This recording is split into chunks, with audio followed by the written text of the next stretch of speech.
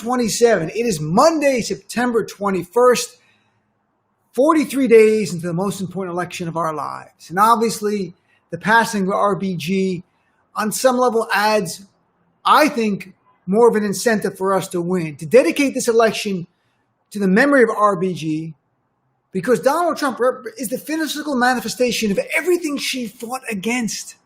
He literally is the opposite of everything she championed.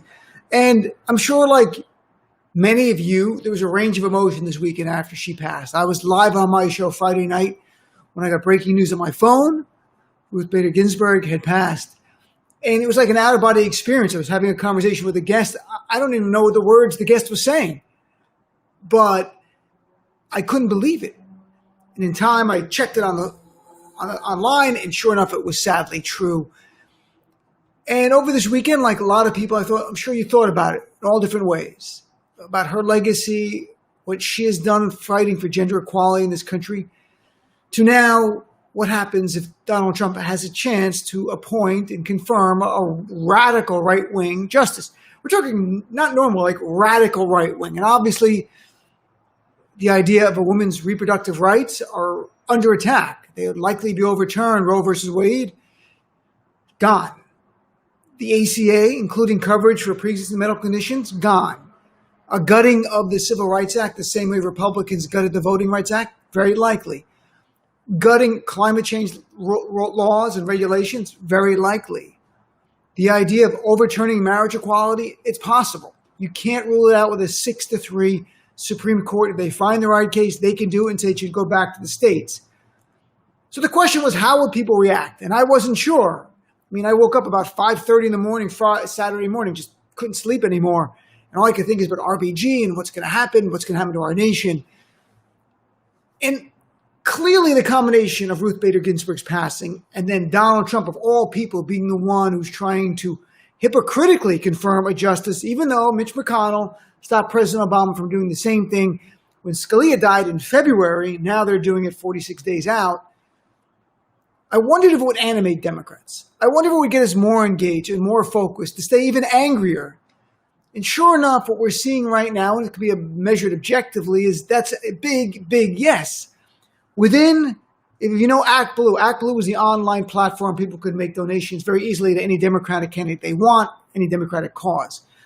Literally at 9 p.m. Friday, just 90 minutes after the news that Ruth Bader Ginsburg had passed, they raised a record $6.2 million in 1 hour for Democratic candidates. The next hour, that record was broken, $6.3 million. On Saturday, after Donald Trump announced he's going to rush to confirm a new justice, hypocritically, Act Blue reported they raised $70 million on top of the original numbers. By the time the weekend was over, in just 48 hours from the passing of Ruth Bader Ginsburg, Act Blue announced over $100 million was donated in 2 days to Democratic candidates. Over $100 million in 2 days. To give you some perspective, in the entire month of July, Donald Trump and the RNC raised a total of $165 million. That was the entire month of July in the midst of a campaign. In 48 hours, over $100 million was raised, and it's still going up. And if you looked online, people were saying, I'm volunteering, or I'm volunteering even more. And I'm making more text messages and calling more people to make sure they win. And I wasn't sure how it was going to play out, because here's the truth. Typically, filling Supreme Court justice seats animates Republicans over Democrats. But that changed. We saw that change with Brett Kavanaugh. In that midterm election, he was confirmed in July. In the November election, polling showed of Democrats, looking at some numbers here, said here 35% of voters said the confirmation of Kavanaugh made them more likely to vote for a Democrat, while 27% said made them more likely to vote for a Republican, showing this gap. That gap was something that caught Republicans off guard. And it's partly why Democrats won the House in 2018 and won it by the biggest margin in the history of midterms in terms of raw votes. Goes without saying, RBG is not Kavanaugh. Kavanaugh is not RBG. She is an icon on so many levels, even pop culture icon. Saturday Night Live, to her work as a pioneer and trailblazer in terms of gender equality and fighting for justice. And I think what we're going to see, and we're already seeing now in terms of objective donations, is even more Democrats going out. This has to, and it probably is, to be blunt, scaring the crap out of many Republican senators and House members in districts that are close or states that are close.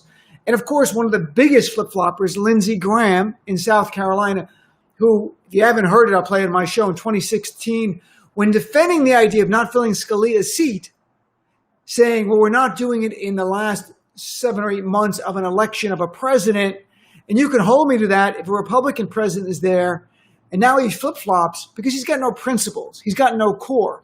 This is the same Lindsey Graham who said Donald Trump was xenophobic and racist in 2016, and then now gives him a bear hug and endorses everything he does. Here's the part. Lindsey Graham is running neck and neck with Jamie Harrison, the Democrat in South Carolina. Jamie was on the show last week. Got a few extra bucks? Donated to Jamie Harrison. Got some time? Make some calls? Let's give it to Lindsey Graham. That is part of defeating Trump and getting the Senate. And I think nothing better than making South Carolina one of the key states. But it's not over. So I think the outraged Democrats were feeling for the loss of RBG and the fact that of all people, Donald Trump is going to fill that seat. It's added to that we all heard the final words or final wish of RBG is that, according to her granddaughter, that she hoped that the next president would fill her seat. Well, what did Donald Trump say today on Fox and Friends? He smeared RBG, saying that's a lie. She didn't say that. Adam Schiff or Nancy Pelosi said that. So Donald Trump, even though RBG is dead, he cannot allow it to go unchallenged. And here's the thing. This is why Ruth Bader Ginsburg, who does not usually talk about candidates running for president, in 2016 was so disgusted by Donald Trump, and this will remind a lot of people, she actually publicly criticized Donald Trump when he was a candidate, saying that he's a faker, he's a huge ego, and he should be giving his tax returns publicly. What did Trump say in response? Quote, he called her very dumb, an embarrassment to the court, and quote, said, her mind is shot, resign. Now, Ruth Bader Ginsburg apologized later for making comments about the campaign. Trump, of course, is not. Now he's doubling down, smearing her last wishes as being a lie, as being a hoax, as being fake news. Look, it's as if Donald Trump wants to energize us more. He wants to incite us because he has no respect for us whatsoever. He only cares about his base. And again, Trump is the physical manifestation of everything Justice Ginsburg fought against her entire life. Donald Trump is the physical manifestation of sexism, of gender inequality, fighting against any kind of justice, certainly against racial justice or criminal justice. And the first poll just came out a short time ago asking Americans who should fill this seat. Kind of interesting. It was a Reuters poll. It was a good poll. 62% of Americans agreed that Justice Ginsburg's seat should be filled by the winner of the November 3rd election. Not by Trump, by the winner, unless Trump wins. What's even more remarkable is even 50% of Republicans agree that the winner of the election should fill this seat. Now, I'm sure a lot of them think Trump's going to win, despite the polls saying you're crazy. But it also shows there might be some semblance of, for some Republicans, some semblance of decency and fair play, because they saw what happened to President Obama. Maybe there's some out there. It's hard to say. In any event, this, again, tyranny of the minority. That's what's going on with Donald Trump. So the question that we all have is, what's next? Donald Trump, if Republicans stay intact, can fill this seat. I mean, if this happened last year, he would be filling the seat. It would be filled a long time ago. Just because of the rule that Mitch McConnell and Republicans put in place. This is a hypocrisy that is on levels I've never seen because of the clips of these Republicans 4 years ago on this. So the question is, Democrats win the White House and the Senate, which I believe they're going to, do they end the filibuster rule and expand the Supreme Court to maybe 15 seats? Do they expand it to 13 seats? At the very least, do they codify in federal law Roe versus Wade and marriage equality? You might say, what do you mean? Well, don't forget, there was the Defense of Marriage Act. That was a federal law. You can do marriage equality by a federal law as well. It would help ultimately get interpreted by the Supreme Court, but you can make it the law of the land. You can make Roe versus Wade not a Supreme Court decision, but a law passed by Congress. So that's one thing to approach. I hope, like you are more motivated than ever to engage in this election, to stay angry, stay active, stay focused, to defeat Donald Trump and win the Senate. There's so many states in play. I don't want to I'm going to say something that a lot of Democrats don't want to say. I'm telling you, if we all come out, we are looking at a blowout victory. We're looking at a victory, big popular vote victory, very solid electoral college, and potentially not only winning the Senate, but winning the Senate with wins in Colorado, Maine, North Carolina, even Montana, where Steve Bullock, the governor's running, and he's running neck and neck up there.